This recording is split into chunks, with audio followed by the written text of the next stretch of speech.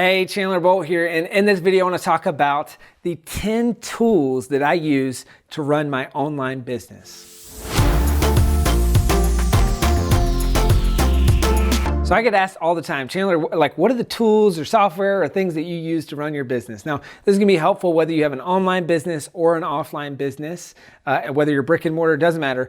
Almost all of these tools will work for you in your business, and probably it'll be especially helpful if you have a remote or a virtual team. But again, it's gonna work either way. So I've got 10 total tools, and obviously I could go way more than that. There's as you build business and as you scale and grow, there's added layers of complexity, and it feels like death by 1,000 pieces of software. But these are the ones that I think are most important. And really the first 3 to 4 are mission critical, the operating system of the business. Like I could not work without these. And then the others are kind of more nice to haves or stuff that might apply based on your business. Number 1 is ASANA. So in any business, I believe that you need a project management or task management software. Maybe you've reached the point where in the early days, you're just working by spreadsheet or by handwritten checklists, or maybe there's sticky notes everywhere. You need a way to consolidate and organize that. And I promise if you implement a project or task management software, it's going to make you more effective and it's going to make your team more effective. And this is especially important as you scale. So sometimes, you're going from to-do list, which to-do list is very me oriented. I have a to-do list. And then when you graduate from that to-do list, if you even have that, you kind of move more into project and task management software. Now there's a lot of great options out there. There's Basecamp, there's Trello, there's Teamwork. You've probably heard there's probably more after I've recorded this video. There's so many options. I'm going to tell you the best one is the one that your team actually uses. So first and foremost is like the easiest to adoption. So if you already have one, just get your team to use that software. Now I'll tell you, I've done a bunch of research on this. I think that Trello sucks. I think that Basecamp sucks. I think that a lot of others just pale in comparison to ASANA. I am a huge fan of ASANA. I'm a raving fan of ASANA. I think ASANA is amazing, and every feature that other tools have, ASANA builds. And so you can do the features of Trello in ASANA. And Basecamp, really, that's the only one that I'd recommend sometimes if you're doing a lot of client work. So the downside to ASANA is it's not really good from a client-facing perspective. It's more internal team. So if you're managing external projects, I've seen Basecamp work. Personally, I hate Basecamp, but it is kind of one of the best I've seen from kind of you to clients in managing that process. But if we're talking strictly internal, ASANA far and away is the best option. They have an amazing developer team. Like they're constantly iterating and improving. And it feels like once a week or once a month, I'm like, oh man, they just rolled out this new feature that I didn't know that I wanted, but I want. And it's super helpful for me, right? So that's a really good one. And that's the core kind of fundamentals for our business is using ASANA. Number 2 is the Google Suite or G Drive. Now, I love the Google Suite of products. It helps us manage our emails. So we have team emails, helps us manage our documents. So there's Google Docs, there's Google Sheets, there's Google Calendar. Like this just makes life so easy. And really what you're looking for though here is a place to store documents. So you've got kind of storage and file sharing. That's kind of the underlying thing that problem that this thing solves. And so, maybe you have a different solution and embeds a lot of these things that I'm talking about. That's cool. I love G Drive and I love the G Suite because it just embeds so seamlessly between my phone, my computer, the team. We can organize docs in folders. We give specific people access to specific folders. Like it's super intuitive. It's super cheap. It's really affordable, like just really great solution from a storage perspective. Number 3 is Slack. So Slack is a team communication tool. And so, depending on how you're communicating right now, I know a lot of people, especially early day startups, it's like you're texting people, you're calling people, you're emailing, you might be using Facebook Messenger. Like this is one of the big time sucks for any team is that there's just so much disparate communication, like it's everywhere. And so Slack really replaces email, at least internally, and it streamlines communication.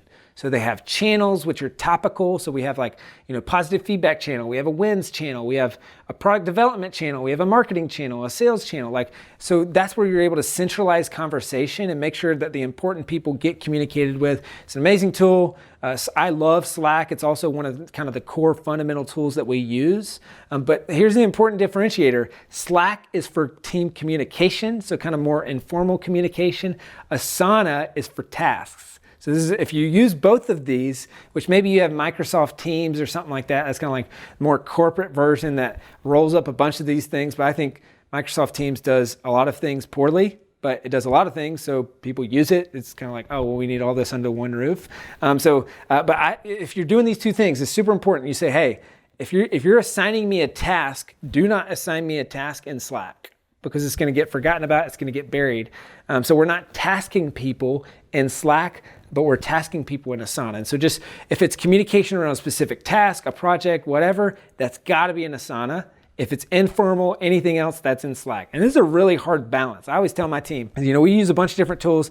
I'm gonna go through some more, but one of them was designed by a company that used to be a video game company, and that's Slack. So guess what video game companies are really good at? Holding your attention and keeping you there. So like Slack is really fun, and just like email, it can be where productivity goes to die. So if people are checking Slack all the time, if they're tasking in Slack, if they're doing all that stuff, it's not gonna be helpful. But it is going to be helpful if you're looking for a way to streamline communication and make sure that people are informed, you're building team culture, there's emojis, there's GIFs, there's like all these things that just makes work fun.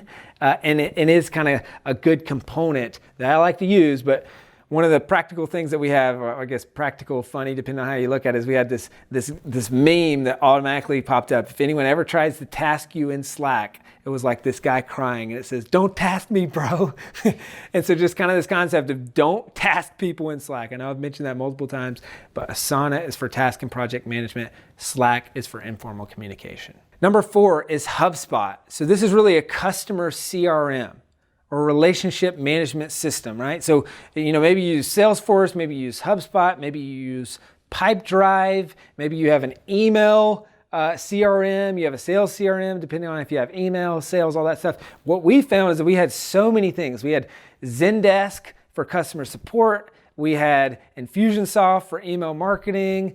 We had Pipedrive for our sales CRM, like all these different things. And what I'd really encourage you to do, and this was a game changer for us at Self-Publishing School, is we just consolidated all those things into HubSpot. Now, we really looked long and hard at HubSpot versus Salesforce, and I know some people really love Salesforce, and obviously that's the big player in this space. For us, what we were optimizing for is everyone I talked to said Salesforce is amazing, but you got to have a Salesforce engineer on staff, right? Like there's someone to actually change the thing. And so I know that it might be a little bit more scalable, but for me, what I care about is everyone on the team is able to easily make updates, improve things, all those things. So that's why we went with HubSpot. So in going with HubSpot, this is kind of cool. Like we were able to roll up all these different pieces of software that we use. So we now use HubSpot for our email marketing. We use HubSpot for our sales CRM. We use HubSpot for our customer support. We use HubSpot for our coaches throughout the process. It's like the entire customer record is kept in HubSpot. HubSpot's amazing. Now all of a sudden, people on the team can see all of the different pages on the website that people visited before signing up or booking a call. They can see the notes from the previous person. Then when that person signs up, we can see documentation there. Then it moves to customer support. So like everything is in one place. So what happens is you get a whole lot more efficiency because you're putting it in one space. But that's why I really like HubSpot. I've become a big fan of HubSpot because it's just, instead of having 5 pieces of software that everyone needs to learn when they start at SPS, we now have that one where we just centralize everything. Number 5 is LastPass. And really this is just a password sharing software. There's 1Password, there's LastPass, there's a bunch of other pieces of software that allow you to do this. But I love LastPass. This is what we've always used. And really what this is helpful for is when you have team members join or leave the team, how do you give access to all the things that they need access to? Like what are all the logins that you have to send them, all that stuff. That's why I love LastPass. I recommend creating a folder system. So we have level 1, level 2, level 3, and then all team training. So we have a training folder. So now all of a sudden someone starts to work with Self-Publishing School, we can give them access to all the training that we have, all in one folder. And then we can give them access accordingly. There's financial accesses in one folder. There's, all these different levels. So now instantly with a couple clicks of a button, they either have access or don't. So this makes the onboarding process, this makes the termination process much simpler, much easier, because instead of trying to hunt down, oh my gosh, what are all the logins that I gave this person? Did I forget anything? Like, do they still have access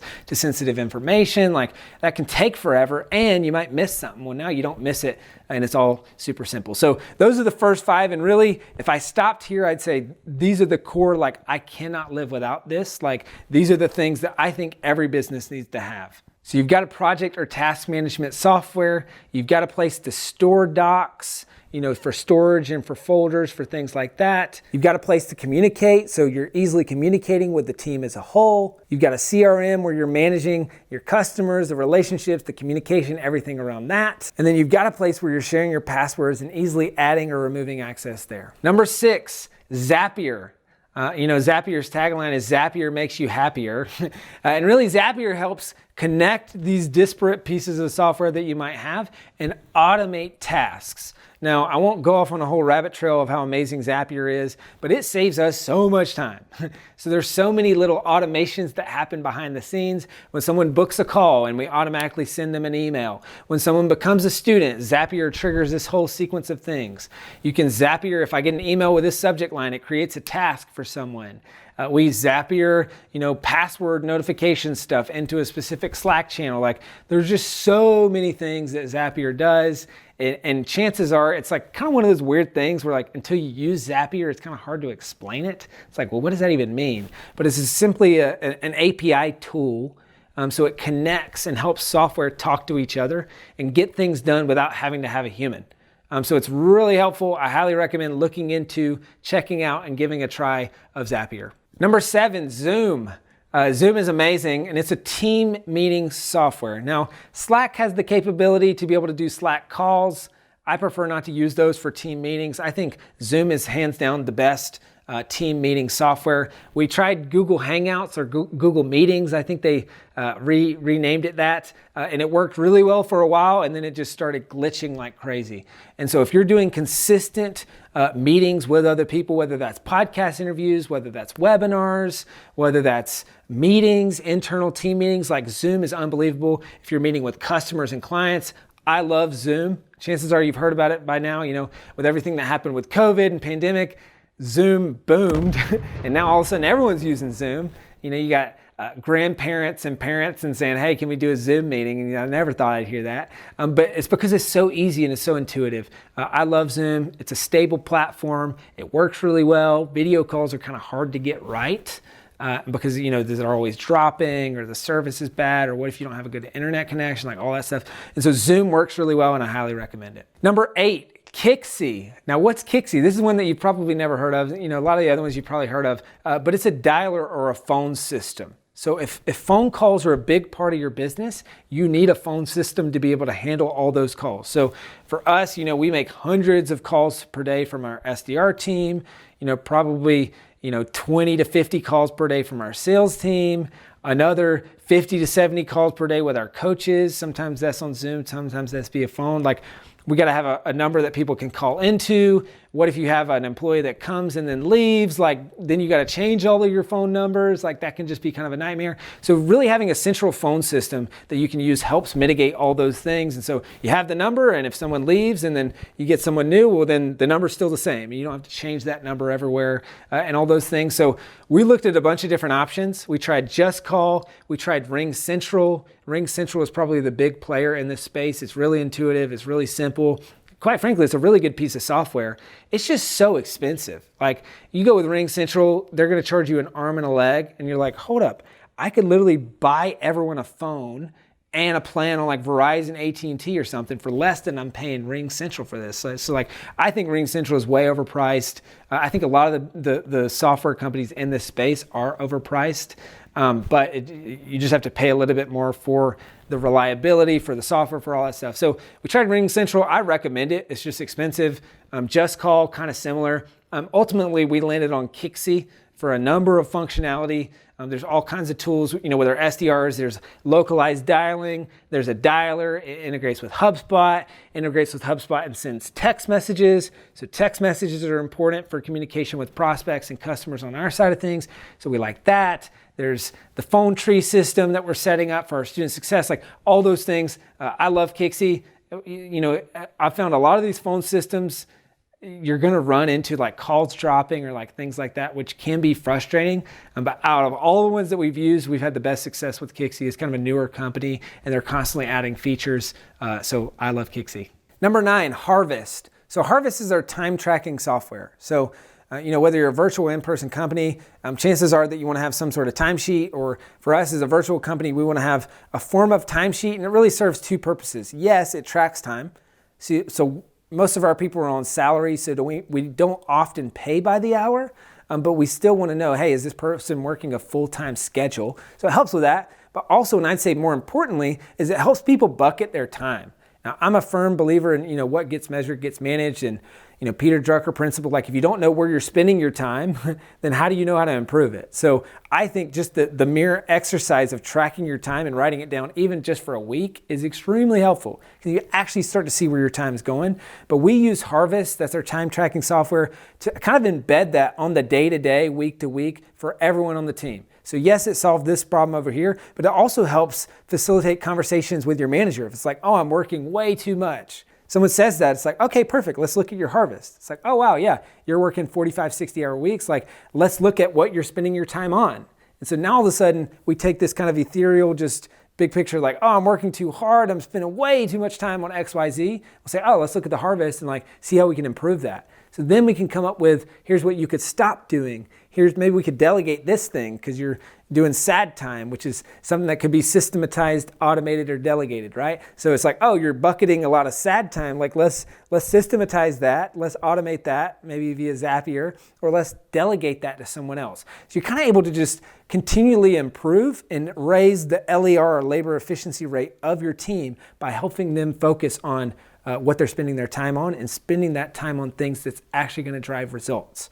I could go into a lot of other things, how we set up Harvest and all that stuff, but we do so very intentionally to make sure that people are focusing on the right things. So I like Harvest. It's okay. We like it because it integrates with ASANA pretty well, but if I were going back and making this decision again, there's Rescue Time, there's also Toggle, and there's a few others. So we've looked at some of the others, but it's kind of one of those things where you're too far into it, where the cost to switch is just way outweighs the benefit of using this new tool. So I'd probably take a look at Toggle and then potentially also Harvest. Number 10, this is kind of a twofer. It's Webinar Jam and EVERWEBINAR. So webinars are a huge part of my business. Maybe they are for you, maybe they're not. But those are the 2 pieces of software that we use for both live webinars and evergreen webinars. So webinars that people can watch at any time is Webinar Jam and EVERWEBINAR. Those are 2 pieces of software that just work really well, specific to my business, the capabilities that I need, all those things. You could use Zoom webinars, which a lot of people use that. So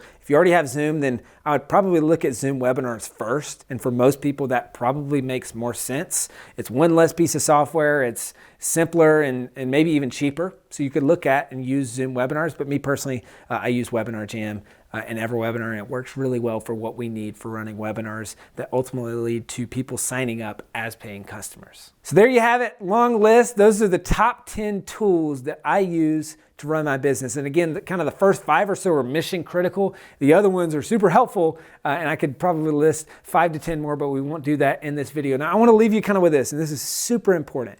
Chances are you have some of these softwares, or you're using a competitor or someone that I named, and maybe I even said, hey, that software totally sucks, don't use that. Well, here's the thing. So there's such thing as switching software fatigue. And that's, the grass is always greener. And so like I said at the beginning of this video, the best software for project management or task management, and you could really fill in the blank for any of these 10 things that I just said, is the one that you and your team are actually going to use. Okay, in a lot of cases, the cost to switch, especially if you have 10, 20, 30 people, is way more than the benefit of switching. And so my team comes to me all the time with this, and I have to fight the urge myself. It's like, oh man, but there's this really cool new software. Well, guess what? If the cost to switch is really high, which usually it is, it's not worth switching. So if you're thinking about making the switch based off of this video, I would just pause for a second and list out, hey, what are the features that I absolutely need, and what's the benefit of switching?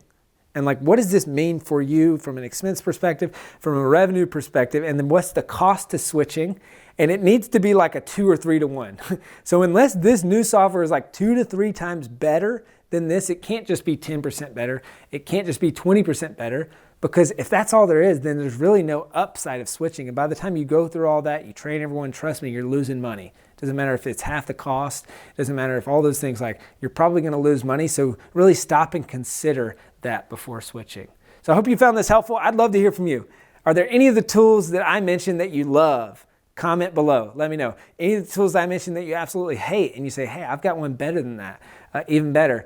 Comment below and let me know. And then lastly, I'd love to just hear, like, what are the fundamental tools that you use to run your business? So pieces of software, things that you use, that you love, that works well, and maybe even some alternatives to the ones that I recommended. So take a couple minutes right now. Seriously, comment below. Let me know your takeaways and all those things I just mentioned. Seriously, right now. Comment below. Let me know. Click the like button on this video. Also click the subscribe button. Yes, seriously, you. Click subscribe on the channel and on the podcast, and I'll see you in the next video.